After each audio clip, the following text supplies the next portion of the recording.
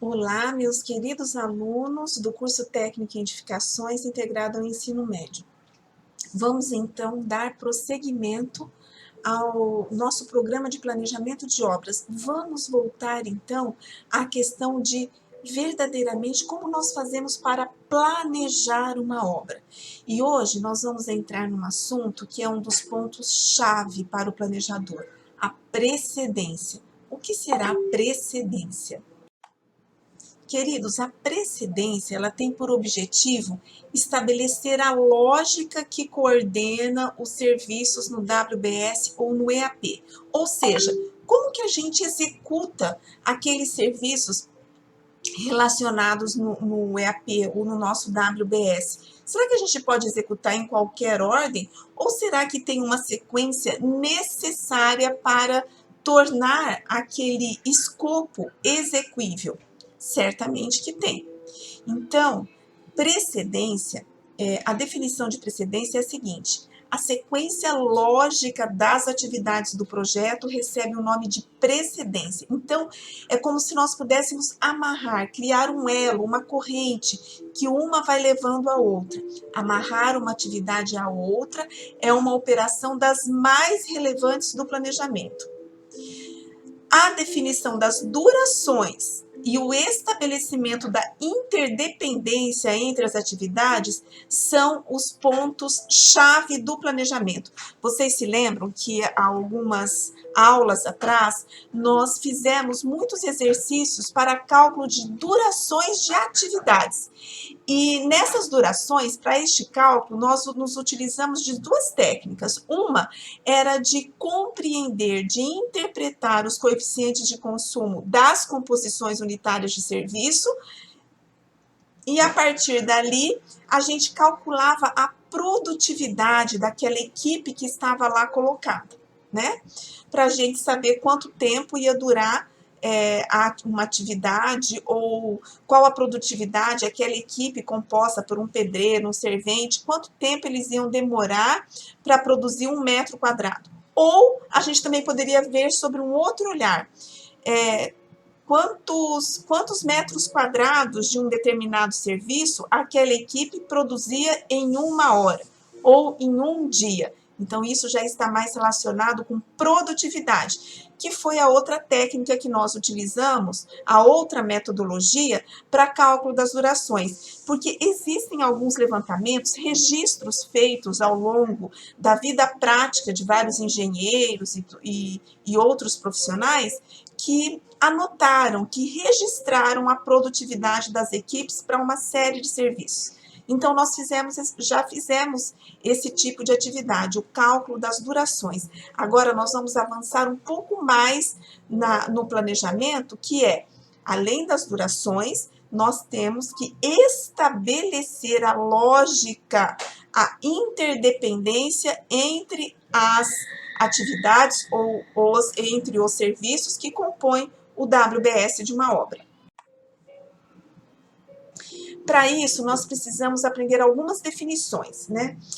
Essa precedência, que é essa interdependência, essa correlação, essa lógica, ela pode ser vista sobre duas maneiras, dois aspectos, como predecessoras e sucessoras. Predecessoras é quando a gente trabalha assim, as atividades que precisam ser concluídas para eu iniciar essa minha atividade em questão. Então, é tudo que precisa vir antes, aliás, imediatamente antes a ela.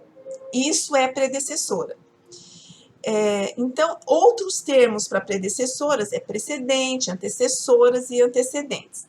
Então, predecessoras são as atividades cuja conclusão deve necessariamente ocorrer para que a atividade em questão possa começar.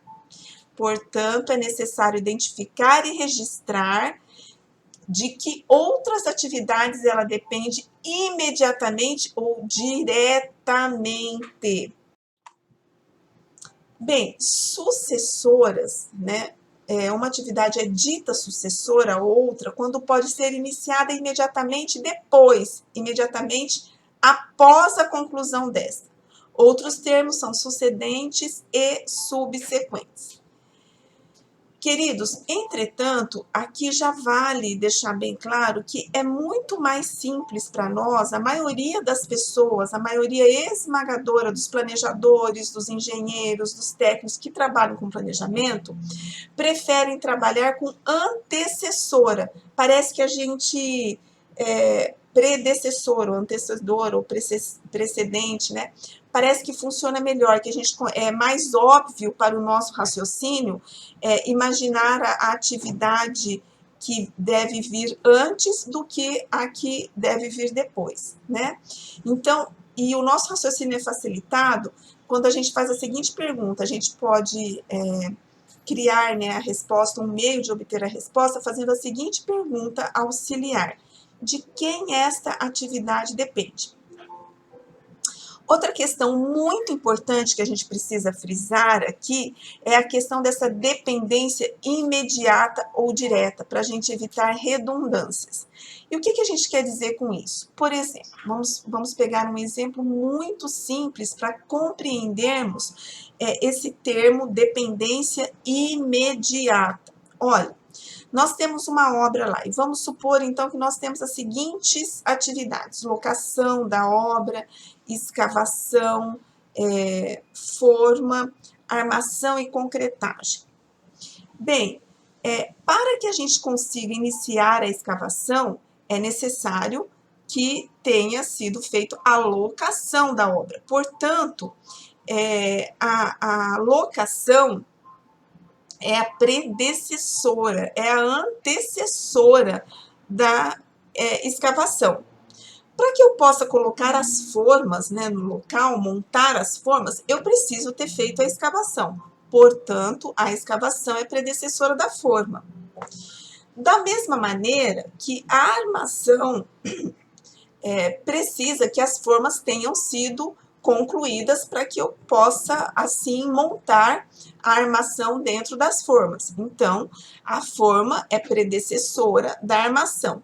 E a concretagem, por sua vez, só poderá ser feita depois que a armação for montada dentro da forma devidamente. Então, aqui, meus queridos, vocês viram essa cadeia de atividades e é óbvio que para que eu faça a concretagem, eu tenho que ter feito a locação da obra. Sim, a concretagem depende da locação, depende da escavação, depende da forma e depende da armação. Porém, imediatamente, ela só depende da armação.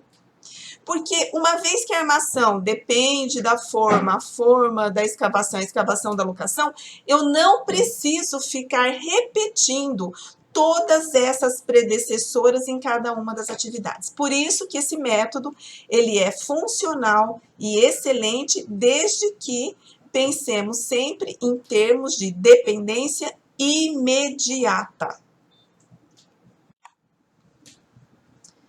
Bem, então, nós temos agora um desafio pela frente. Nós vamos pegar uma obra, né, e construir para ele o quadro de sequenciação. O que é um quadro de sequenciação? Um quadro de sequenciação é quando eu pego as atividades que estão elencadas no WBS da minha obra, eu dou um código muito simples para ela. A, B, C, D, né? E se eu tiver mais do que 23 códigos, A, B, A, C, enfim, né? A gente vai fazendo essas alternâncias aí. A atividade é o nome da tarefa tal qual identificada no WBS. E predecessoras? Aí eu vou identificar quais são as predecessoras dessas atividades, fazendo referência a esse código simples que eu coloquei aqui. Vamos ver como é que fica isso na prática? Olha aqui, a gente tem aqui um quadro de sequenciação, onde eu tenho esses códigos de letras bem simples, e aqui eu estou dizendo que a locação corresponde à letra A escavação à letra B, a montagem das formas à letra C, e assim sucessivamente, D, E, F, G, H, para todas elas. E aqui eu coloco as predecessoras. Para esse exercício muito simples, né, nós temos que a locação não depende de ninguém. Nós poderíamos, numa obra mais complexa, sim, colocar que a locação dependeria da limpeza do terreno, por exemplo, não é? Do movimento de terra. Mas, enfim, aqui nós estamos fazendo um exercício bem simples para fixar esse conceito de sequenciação, esse conceito de precedência, e em específico de predecessoras. Bem, então a locação não vai depender de ninguém. A escavação depende da locação. Qual a letra da locação? A. Então, eu vou colocar aqui nessa coluna de predecessoras a letra A. A montagem das formas, por sua vez, depende da escavação. Qual que é a letra da escavação? B. Então, coloco aqui na coluna de predecessoras B. E assim, meus queridos, sucessivamente, eu vou analisando. A compra do aço não depende de ninguém. A preparação da armação. A preparação da armação depende da compra do aço. Então, depende de D.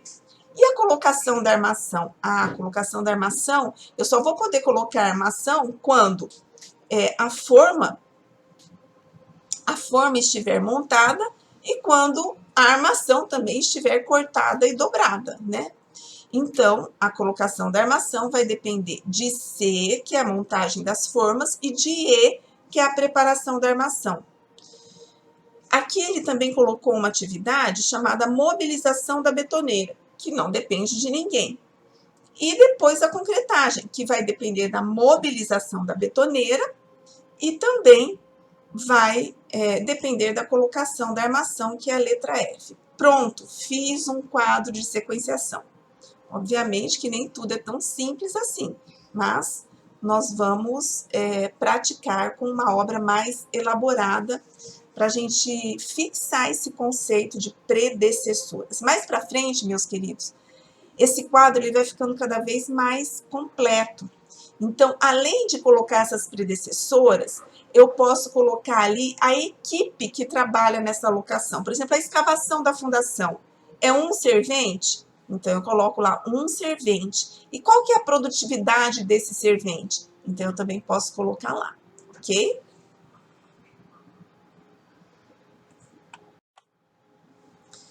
Bem, e aí, aqui, olha, nós já vamos dar um passo à frente, né, para saber o tipo de vínculo que existe, o tipo de dependência que existe entre as atividades. E esse, meus queridos, é o primeiro passo para a gente compor o diagrama de redes que nós vamos aprender loguinho, né? Que é para construir realmente o nosso planejamento de uma maneira bem específica e isso tudo vai nos dar um grande controle na direção técnica da obra. Então, um tipo de dependência é o término início, que pode ser também representado pelas letras TI. Esse tipo de vínculo entre duas atividades A e B impõe que, para que B comece, A deverá ter sido totalmente concluída. TI é uma ligação padrão. E aqui a gente representa esse tipo de dependência e esse tipo de representação ele já vai ser utilizado também para o diagrama de redes, tá? Então, esse retângulo com a letra A representa a atividade A, esse retângulo com a letra B representa a atividade B, e aqui as letras TI significa que B só pode iniciar assim que A terminar, né? Em softwares estrangeiros, e nós vamos utilizar um software, né, o LibreOffice, perdão, o Project Libre, e eles não usam essa terminologia TI, eles usam a terminologia em inglês, Finish e Start, por isso é FS que representa essa terminologia aqui, esse tipo de vínculo, término e início. Temos outros tipos de vínculos também. Esse término início, mas às vezes uma atividade, a atividade B, ela precisa que A termine, mas além de A ter terminado, é preciso dar um tempo para que a gente seja capaz para que seja possível a execução de B. E a gente pode dar vários exemplos aqui, por exemplo, a concretagem. eu fiz a concretagem, né, de uma peça e eu preciso desformá-la. Eu não posso, assim que terminar a concretagem, já desmoldar, porque a minha peça vai sofrer avarias, né? Eu tenho que dar o tempo para o concreto curar e ganhar uma resistência mínima para aguentar ao seu peso próprio e outras questões. Então, eu preciso dar, por exemplo, 5 dias. Um outro exemplo, meus queridos, quando eu faço um revestimento que usa cal, né, eu revisto uma parede e eu usei cal nessa argamassa, eu não posso selar essa parede, eu não posso pintar essa parede com menos de 28 dias, porque a cal, ela precisa do contato com o CO2 da atmosfera para endurecer. Então, eu tenho que dar 28 dias depois que eu termino o reboco para fazer a pintura, ok? Então, esse é um outro tipo de situação que eu precisaria usar essa dependência término-início, TI ou FS, porém com uma defasagem ou um retardo, né? Então, a dependência término-início nem sempre atende à lógica da obra, né? E então, a saída para isso é criar uma defasagem, um retardo, que é o intervalo de tempo entre as duas atividades. Por exemplo, aqui de 5 dias, e aí é representado dessa maneira, ligação TI mais 5 dias.